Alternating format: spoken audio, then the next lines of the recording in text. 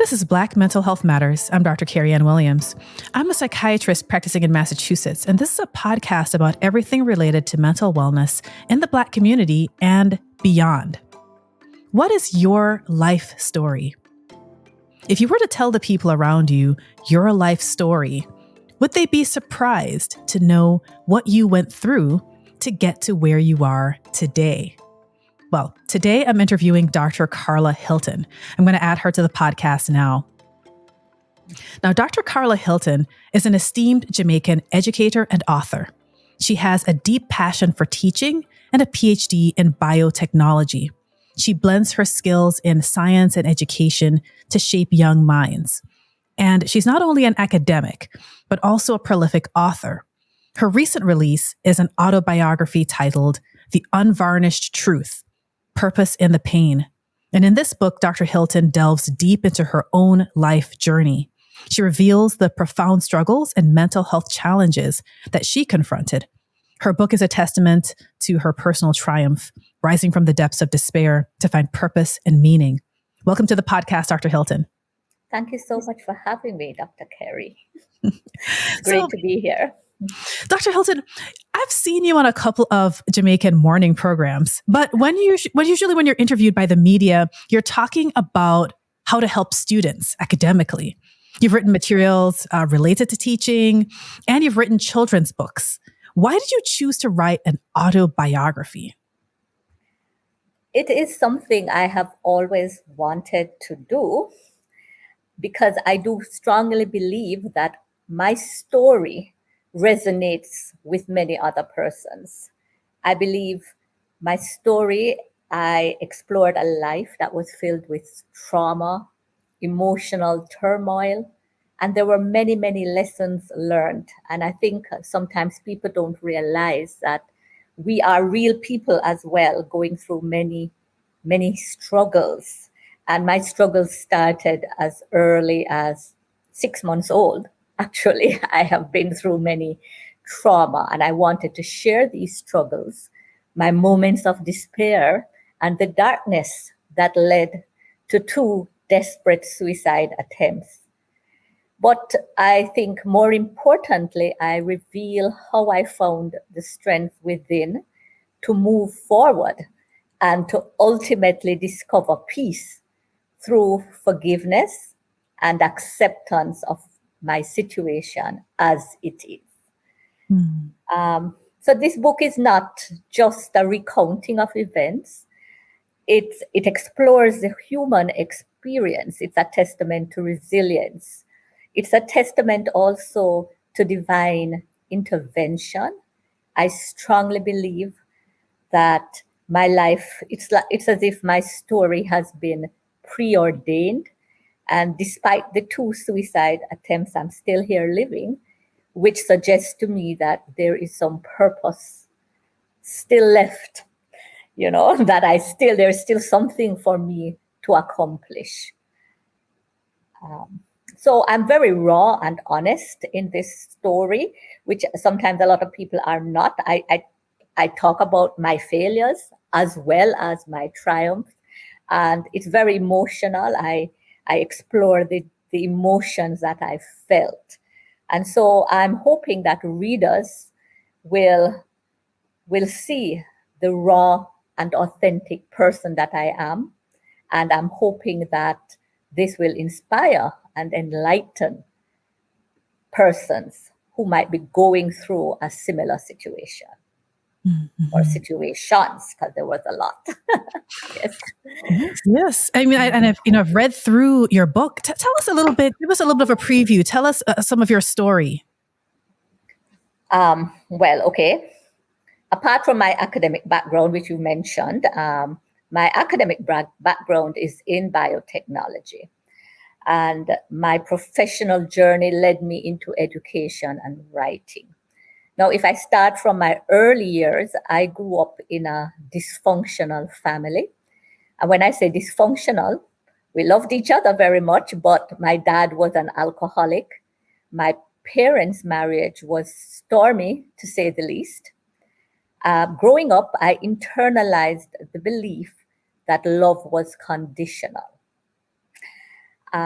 This led me to constantly strive for approval. I believed that if I did not please my parents, I would not be loved. Particularly, I felt this way with my dad. I felt that I would disappoint him and lose his love if I did not achieve. So there was a lot of pressure on me to do well, not just do well, actually. He wanted me to be top of the class at all times. So at the age of 5, I experienced a harrowing home invasion. And this really was a very traumatic experience. In my mind, it lasted several hours where we were taken away from my home. There were 9 armed men. And, to a 5-year-old, this was just like out of a movie. But I survived, and at that time, very little was known about PTSD, and I do believe, PTSD in Jamaica.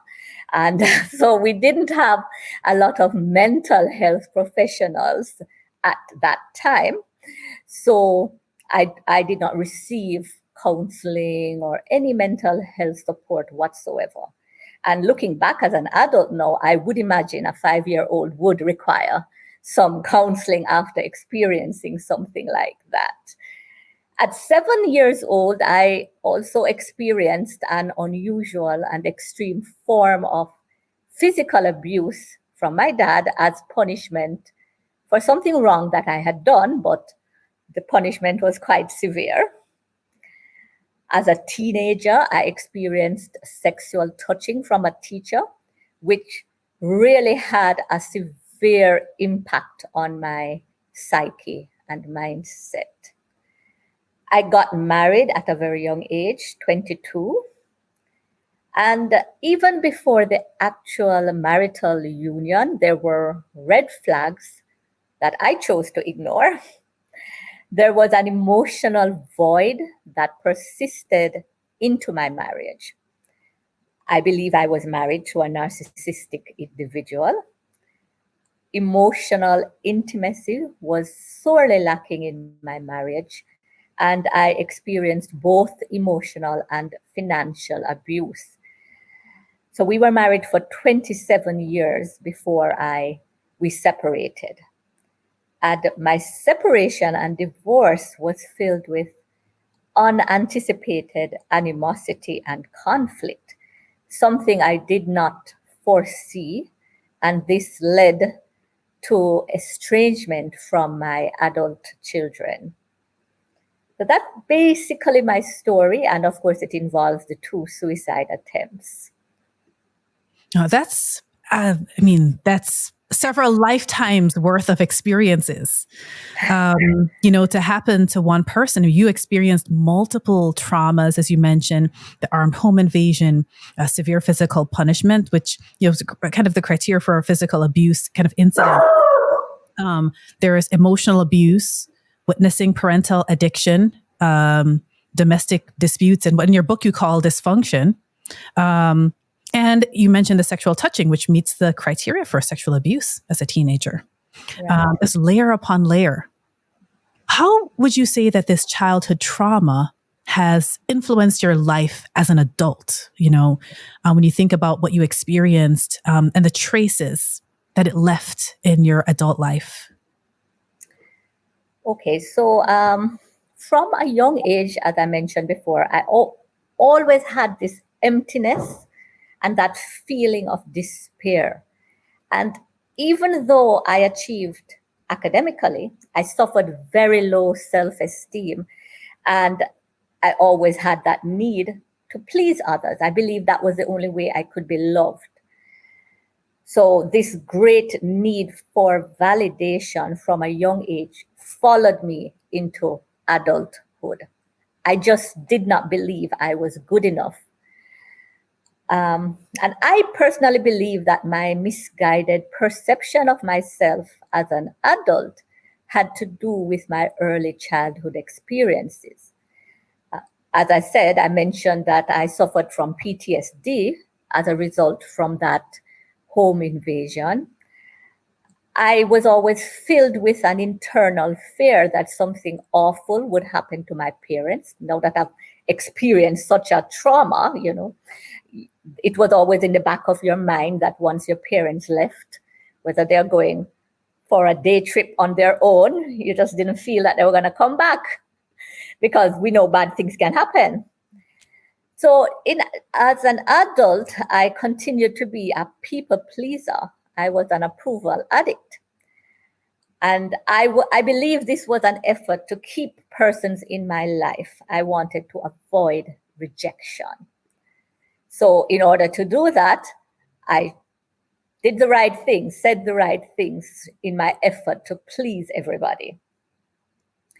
This also led me into an emotional affair with my doctor, which I guess I believe happened because of my vulnerability, my low self-esteem. Even now it's hard for me to accept that people might find me attractive, because I don't think of myself that way. So I'm still a work in progress where things like that are concerned.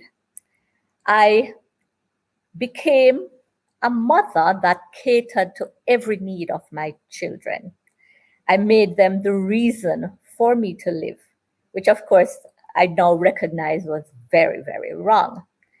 So I kept them in this bubble, these children in this bubble. I became this overprotective mother, shielding them from the reality that is life. And I think that might have led to the estrangement where they believed my purpose was to serve them, so to speak, to do all the right things, to be the perfect mom, to be the perfect hostess, somebody that they're always proud of, because they used to show me off, so to speak. But because now I broke that bubble, the marriage ended, and they blamed me because they thought that perhaps I should have stayed in the marriage. After all, I was well taken care of financially, so to speak, or in their eyes. So, they felt that would have been enough. Now, I have engaged in CBT, cognitive behavioral therapy, as an adult. And it is interesting to note that what was discovered, my maladaptive schemas, were actually fear of abandonment and rejection. And later on in my life, I would experience both from the two persons that I thought could never, ever, ever abandon or reject me.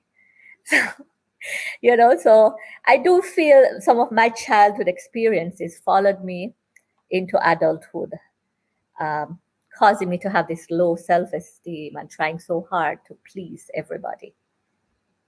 Mm-hmm.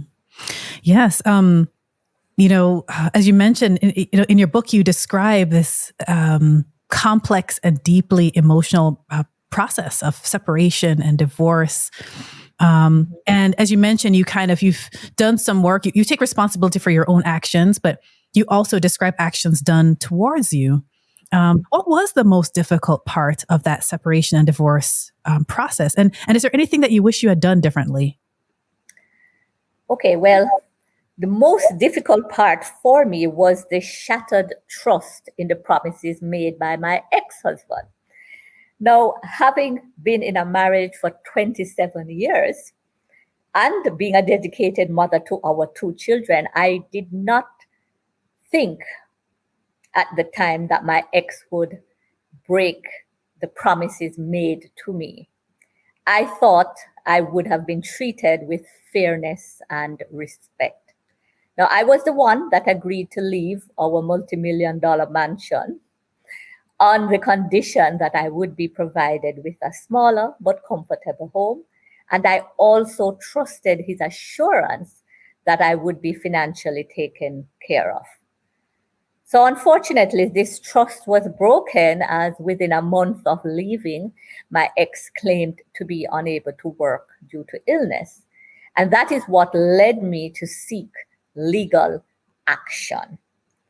Additionally, I never, not in my wildest dreams, would I ever anticipate that my ex-husband would influence our children to sever ties with me. So, in hindsight, there are several things I wish I had handled differently. So during my marriage, I surrendered my power to my spouse. I made my children the sole source of my happiness. Definitely, I should not have done that. I should never have made myself solely dependent on my ex. I should not have quit my job to care for children. Instead, I should have maintained my independence and been more assertive. Um, Another thing now, during the separation, I should not have left the house as it was my home too. And I should have involved the police when my ex became verbally abusive, recognizing that there was the potential for physical violence. There was also a time when I was locked out of the house, at which time, again, I could have enlisted the help of law enforcement. But I did not do so because I truly wanted to spare my children embarrassment. So, overall, I was a timid person and I relinquished my personal power, which made me feel like a weak and inferior individual. I'm not the same person now, and I definitely would not do that again. Well, Yeah. As you mentioned, there's growth that happens, and it's helpful to reflect on the journey as you do. I imagine as you've written this autobiography that it's a therapeutic process of going through, definitely. all these details and kind of laying it out there and being vulnerable. Mhm. Now, as a mental health podcast, and speaking of vulnerability, I want to talk about the fact that you attempted suicide on 2 occasions. Can you walk us through your thoughts and emotions in those moments? Okay. Okay. Despite finding a fulfillment in motherhood, there was still a void within me because I wasn't receiving emotional support from my partner, my husband. My marriage was unfulfilling. I didn't feel like I could share my innermost fears, my thoughts. So I had no one. I mean, I wouldn't do that. I wouldn't share those thoughts with my children because they were children. So my husband, who I believe should be there as emotional support, was absent in that regard. So there was no inner joy. Now, my first attempt at suicide was impulsive after enduring a barrage of derogatory comments from my husband. I was demeaned by the many belittling words that were used to describe me, and I was just feeling totally hopeless. And I just felt like, what's the point? If this is just going to continue forever and ever and ever, that's what I was thinking. What was the point? And I had a bottle of sleeping pills and I just swallowed all of them. So that was not planned. It was impulsive, and it was done in the presence of my husband, who he acted. He immediately took me to the hospital, and I was treated, etc. But the second attempt now was more serious, and it was meticulously planned, and I was absolutely sure that the outcome would be death. So yet, I sit here, I acknowledge that there was divine intervention, and my life was spared. Now, this second attempt occurred during my separation from my spouse, during which my adult children had cut off all contact with me. I was really, really very close to my children, and this unprecedented estrangement just became my breaking point. So here it is that I had left my home, left all the comforts of home, all the financial benefits of being in that marriage was taken away from me. It was my choice. I did leave, but everything was strange. I was now living on my own for the very first time because I got married at 22. Basically, I left my parents' home right into my husband's home. So I had never lived alone. But I was only living 5 minutes away from where my children lived, and I honestly thought that I would see them every day. But so I lived for months in torment and anguish as I wrestled with these feelings of abandonment and rejection from these two persons I loved the most. And I could not envision my life without them. I just could not see a future. And so I made the firm decision to end my life. It was the only power I thought I had, whether to live or to die. I was stubborn and I refused to have a future without my children. And I could not force them to have a relationship with me. So I decided that there was just no point to me being alive. I did not believe that I had purpose. And so it was planned. I wrote the letters to the children, even to my ex, and I decided on a date, a time, and I carried through. But I was found before I died.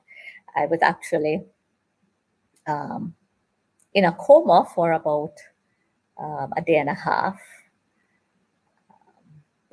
And I was in ICU for a while. But I recovered, and I'm not going to tell you that when I woke up and found that I was still alive, that I was happy to be alive. I was not happy to be alive. However, it was a difficult road, and now I can say I am happy to be alive. Wow. And I think that's one of the misconceptions that that people often think about individuals who have thoughts of suicide, who have made suicide attempts. And what you mentioned is something that I hear from time to time when in the past, when I've covered emergency room work or worked in hospitals, ask, folks who have survived a suicide attempt, how do they feel? And I've heard that response before, that of mixed feelings, or they don't necessarily feel immediate relief, but later on, they may be glad. Did anybody around you know that you were feeling this way? If so, did they say anything to you? Okay, so for the first suicide attempt, no. However, for the second suicide attempt, I had been suicidal for months before. And I was doing the right things. I sought help from the right persons. I was seeing a psychiatrist and a psychologist. I was also on medication. However, in my humble view, medication did not help me significantly. I do know that it can be a great source of healing for many. Again, this is my personal belief. I believe that there is still some work to be done by Jamaican mental health professionals to widen their scope of thinking when it comes to suicidal ideation.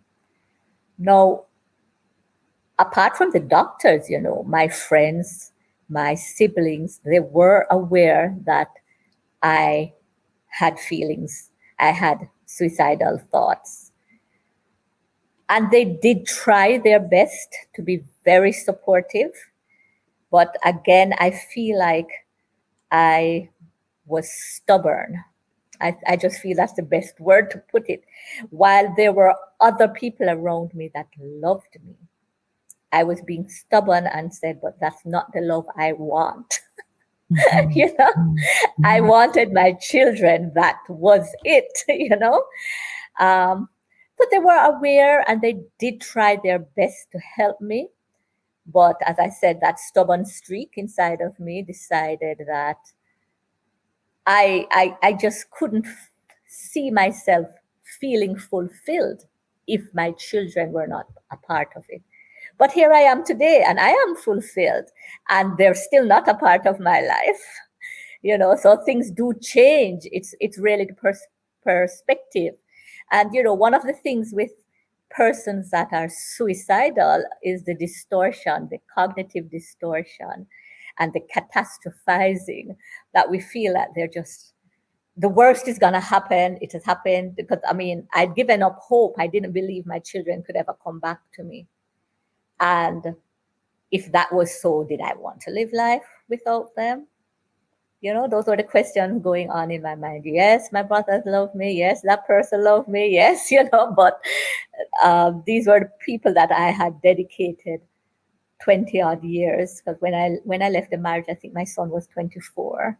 So 24 years of my life into motherhood, you know. So I am convinced that recovery from mental illness is really a complicated struggle, and the solution is not a one size fits all, right? And for us to overcome these thoughts, there has to be a comprehensive approach that addresses the underlying causes, the impact of trauma, and we need to have healthy coping strategies as well as the support, a strong support system. Right. And so the support system is helpful. Also, I'm glad that you mentioned that you knew that your family loved you. Because I think sometimes whenever a family loses someone to suicide, there's a lot of questions that they have in their mind of what they could have done differently. And, did they say the right things, and did they show enough love, or, other misconceptions about why would someone have thoughts of suicide if they have love in their life. So I'm glad that you mentioned the things that you did. So I'm going to read a quote from your book. And it says, it kind of addresses some of the misconceptions as well. It says, those of us who contend with suicidal thoughts, myself included, are not just abstract concepts. We come in various forms, possessing degrees, displaying attractiveness, exuding charisma, leading organizations, even gracing television screens. We garner respect, and we might even be individuals you would envy. Yet, beneath these external layers, our cores bear silent suffering. Sadly, recent times have witnessed far too many notable figures, both male and female, succumbing to the tragic grip of suicide. Can you speak a little bit more about some of the misconceptions that people have about individuals who have experienced thoughts of suicide? In my experience, I think one of the misconceptions is that we're seeking attention. That was something that was said. I don't even want to say by whom, but it was said, and it is very hurtful, because why would one, if you attempt suicide, you could actually die, right? So why would one do that to seek attention? I think there's a lot of misconceptions as to why people would attempt or commit suicide. Another misconception is that, for example, my brothers believed, or they accused me after the second attempt, that I did not love them. It had nothing to do with that. I loved them. I loved them at the time. I love them now, right? So it has nothing to do with that.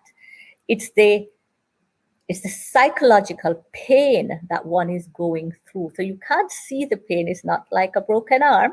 It's not physical pain, but the excruciating pain that a person is going through that leads them to think that suicide is the only way out. So there is that cognitive distortion where people who are suicidal cannot see a way out. So even though I am an educated person, and cognitively, I did a lot of my own research. I knew what was happening to me. I knew that, I was distorting things. So I knew all the lingo for psychologists or psychiatrists, I knew it all. And so it was there in my brain, but it didn't help the feeling in your heart, and it's literally, for me, it's literally like there was a hole in my heart and I couldn't fill it up, and it needed to be filled. But there are more than one ways to fill that hole. It does not have to be my children. But at the time, in my view, it had to be them. It had to be them or nobody else. I didn't want anything else. But I have since learned that hole can be filled through spirituality, and also through purpose, finding something else to do that you believe is making a difference in the world. So even though I was tutoring all this time and I was making a difference in children's lives, I didn't look at it as me making a difference. But now that I'm much better, I can see that I have all these other children, and they're not biological, but I have them, and I have their love, and they love me. So I need to find a way to tuck that little, there's always going to be a little teeny hole in the heart that's there for my own biological children, but I need to fill it up with other things. Mm-hmm. And now, if people are listening, they're hearing your story, they're hearing everything you're saying, and maybe they have experienced something similar, to what you've gone through, but they're reluctant to engage in mental health services, kind of like a lot of people worldwide, really, and in Jamaica. They have maybe a stigma about engaging in mental health services. What would you say to such a person who is trying to do it on their own and they've had, childhood trauma and a lot of intense psychological experiences? Well, I definitely would encourage them to get professional help. Now, it is quite possible, very possible, that that person could be helped from medication, because medication does work for most people. There is also talk therapy, talking about the problem. Sometimes persons keep the thoughts bottled up, and sometimes I don't know what their problems could be, but it might be problems that a mental health professional could walk them through, could help them to see the solution. I do not believe it is wise to keep suicidal thoughts bottled up. It's important to get involved in activities, whether it's your job, if it is you have too much free time, get some more hours going or something to keep your mind occupied. You could do volunteer work, but I do believe that staying busy is very important. And in my case, when I just separated, I don't believe I was busy enough. And therefore, I dwelled on the thoughts. Mm-hmm. And so I want to just take a moment to say to listeners, if you are listening and you are struggling with thoughts of suicide, especially if you're having any kind of imminent thoughts of suicide, if you're in the US, call 911, call 988. Anywhere that you are, please go to an emergency room or seek emergency services. This is a pre-recorded podcast, and so I cannot respond to any kind of emergency related comments. But hopefully the information that you hear today will be helpful for you to seek mental health services if you need it. And now we're going to talk about hope.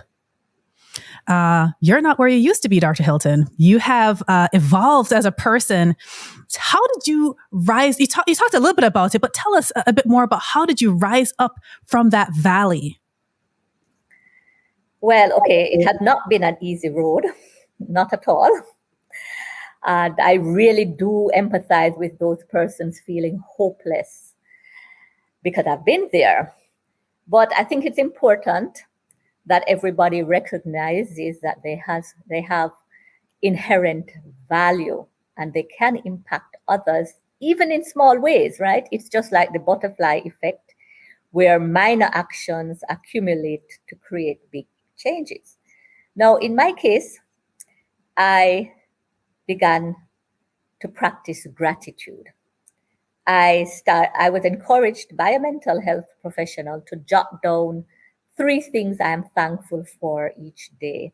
So whether it be just a simple cup of coffee, the warmth of the sun, whatever it might be, there is always something to be thankful for, and it's important to write them down. Also, I had a good support system.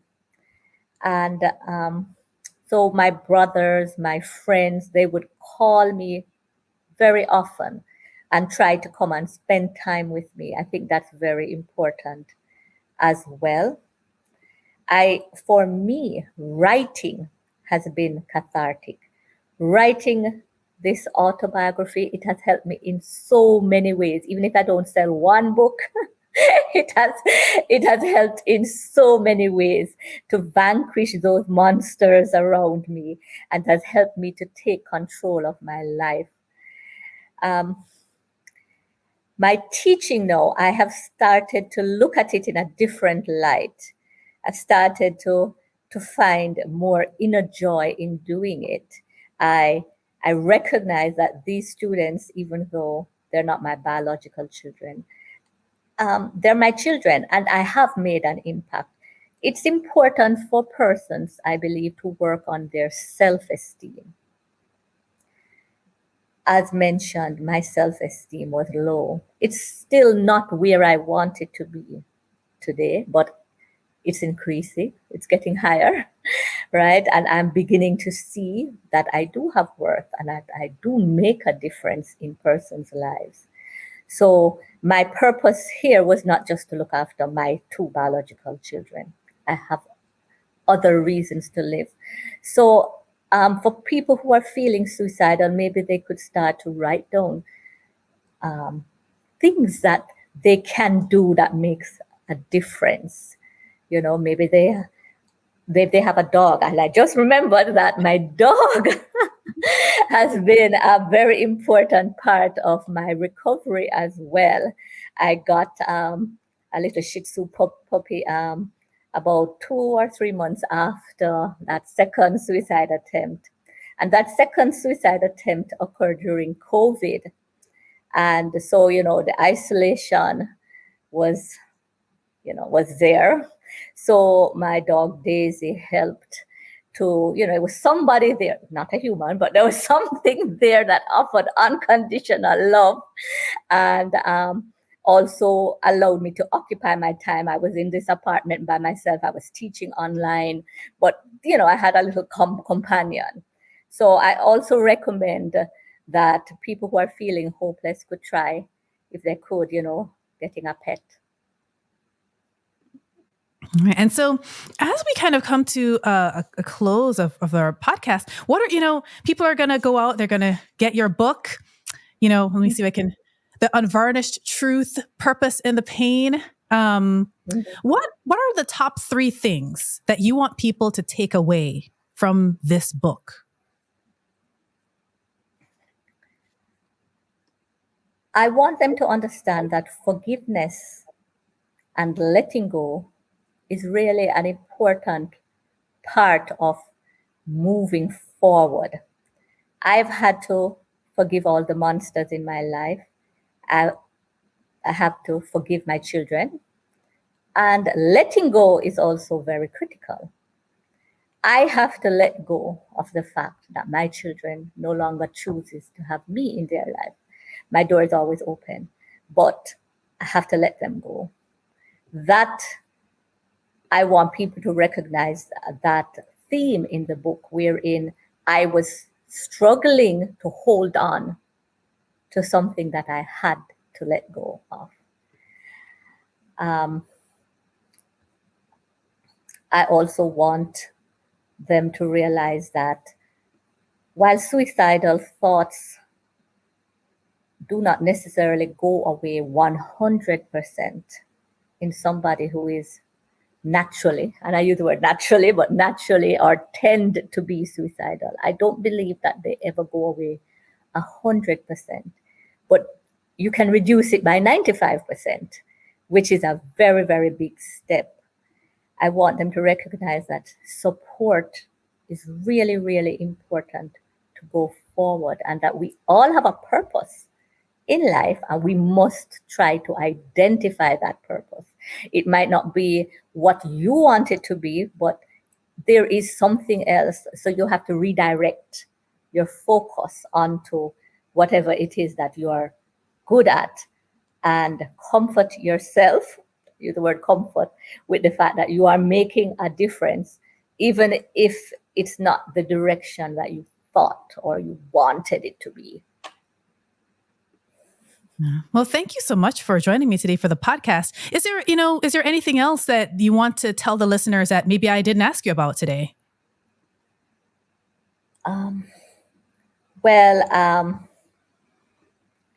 It's important for mental health for people to take care of their physical body as well. So it's not just and when you take care of your physical body, it translates to your mental health. Exercise is really very important.